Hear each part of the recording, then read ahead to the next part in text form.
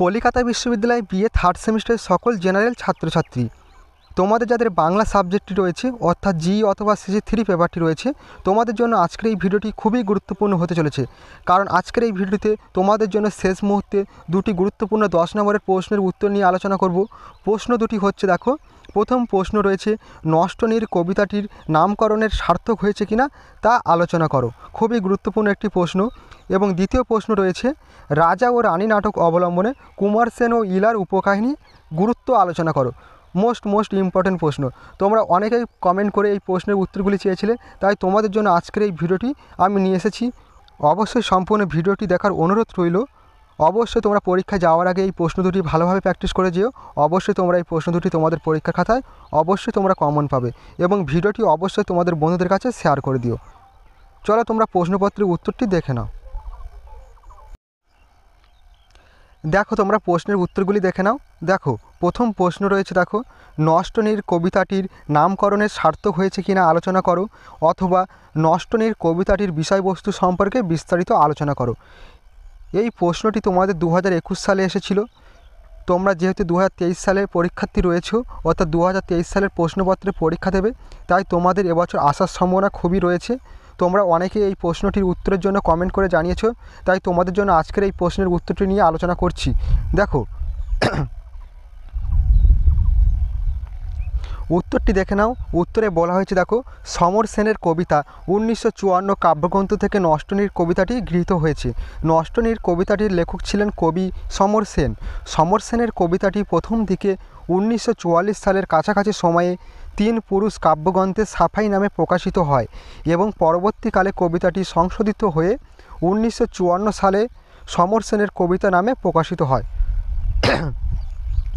পরবর্তী পয়েন্ট রয়েছে, দেখো, নষ্টনীড় কবিতার নামকরণের সার্থকতা ও বিষয়বস্তু। আলোচ্য কবিতায় আমরা দেখি যে 1350-এর মন্বন্তরে যুদ্ধ, সাম্প্রদায়িক বিরোধ ও উদ্বাস্তু সমস্যা প্রভৃতি বিষয় উপস্থিত হয়েছে। 1942-এর অক্টোবর মাসের সাইক্লোন বন্যায় মেদিনীপুর এবং তৎসংলগ্ন এলাকায় ব্যাপক ক্ষয়ক্ষতি হয়। এই পরিস্থিতিতে ব্রিটিশ সাম্রাজ্যবাদী সৈন্য ও পুলিশের অত্যাচারে, বন্যা, দুর্ভিক্ষ, মহামারীতে, মহাজন ব্যবসাদার, কালোবাজারিদের চক্রান্ত, গ্রামের সাধারণ মানুষের অবস্থা শোচনীয় হয়ে ওঠে। আলোচ্য কবিতায় কবি বলেছেন, মন্বন্তরী মেঘে বাজে ভীষণ গর্জন। পরবর্তী বলা হয়েছে, দেখো, নীড়হারা মানুষের আর্তনাদই হলো নষ্টনীড়। শহরের নগ্নতা ও ভয়ঙ্করতা গ্রামকে গ্রাস করেছে। গ্রামের সবুজ ফুল পাখি নির্মল আকাশের উপর থাবা বসিয়েছে।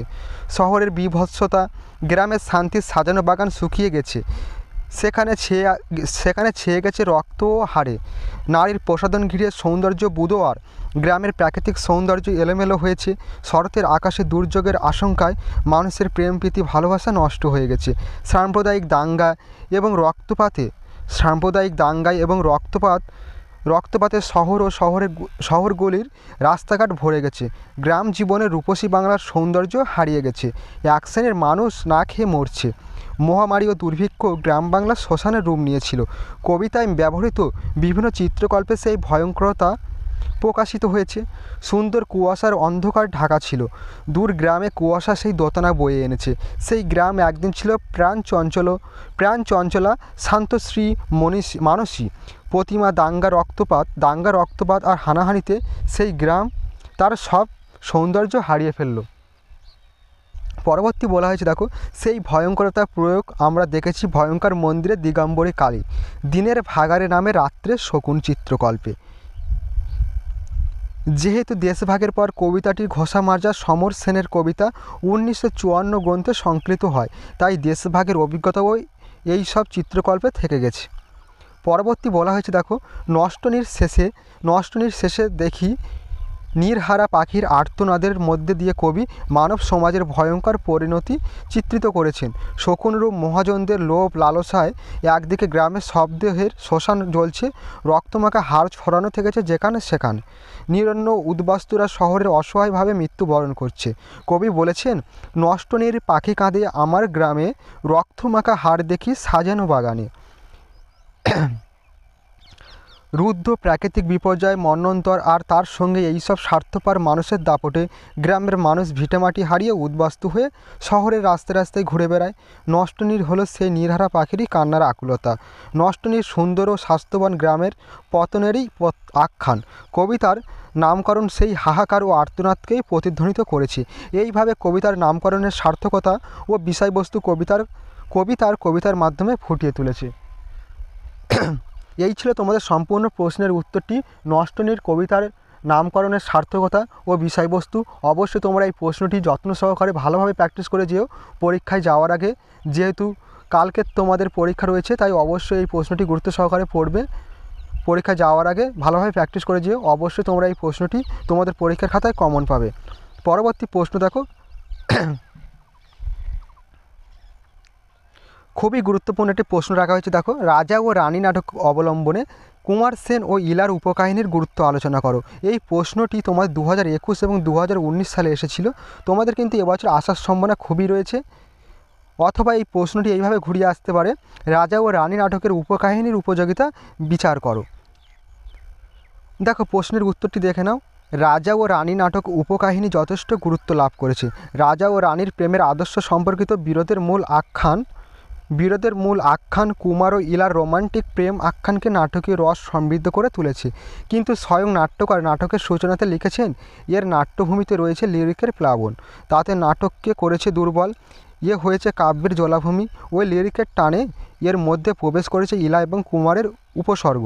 সেটা অত্যন্ত শোচনীয় রূপে অসঙ্গত। এখন অসঙ্গত কিনা সঙ্গত তা বিচার করা যেতে পারে। শেক্সপিয়ারের আগে নাট্যকার পরে কবি হয়েও রোমিও জুলিয়েটের মতো নাটকের লিরিক রসের ফল্গু স্রোতকে বেঁধে রাখতে পারেননি। তথাপি ওই নাটক লিরিকের আত্মচেতনার সঙ্গে নাট্যকার বস্তু চেতনার সমন্বয় সাধন ঘটে শিল্প সার্থকতা লাভ করেছে। রবীন্দ্রনাথ আগে কবি পরে নাট্যকার, তাই রবীন্দ্রনাথের নাটকে লিরিকের ফল্গু স্রোত প্রবাহিত হওয়া অস্বাভাবিক নয়। রাজা ও রানী নাটকে কুমার ও ইলার প্রেম কাহিনী কাব্যরস সমৃদ্ধ হলেও নাটকে এই উপকাহিনীর গুরুত্ব আছে যথেষ্ট।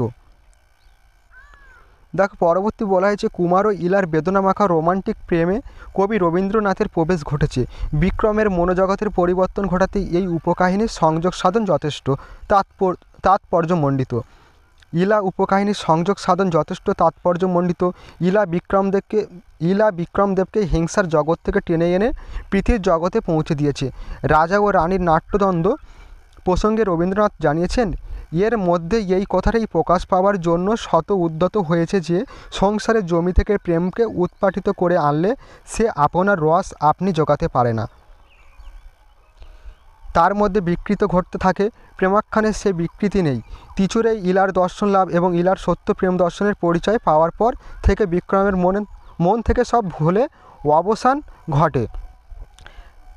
রাজা ও রানীর প্রেম সংকটের যাবতীয় প্রশ্নের উত্তর পাওয়া গেছে কুমার ও ইলার প্রেমাখ্যানে। রাজার বিকৃত প্রেমে রানী ক্লান্ত হয়ে রাজপুরী ছেড়েছেন।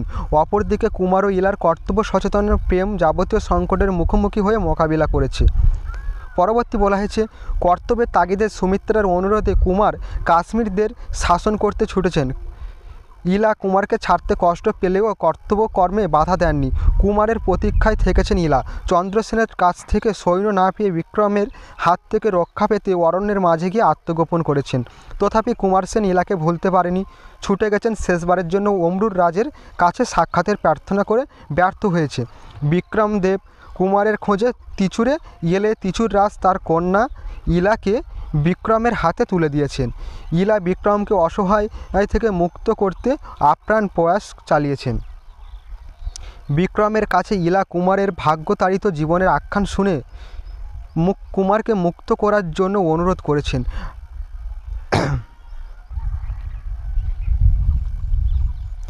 দেখো, এখানে বাক্যটি ভুল লেখা হয়েছে। এখানে হবে ঐশ্বর্য নয় কুমারের প্রেমী এনার কাছে গুরুত্ব লাভ করেছে। কুমারের প্রতি ইলার একনিষ্ঠ প্রেম দেখে রাজা স্তম্ভিত হয়েছেন। এই প্রেম রাজাকে পুনরায় সুমিত্রা অভিমুখী করে তুলেছে। কুমার ও ইলার প্রেম এইভাবে রাজার আত্ম উন্মেষ ঘটিয়ে রাজা বিক্রমদেবের চরিত্রকে উজ্জ্বল করে তুলেছে। আবার অন্য দিক থেকে বিষয়টি বিশ্লেষণ করা যেতে পারে।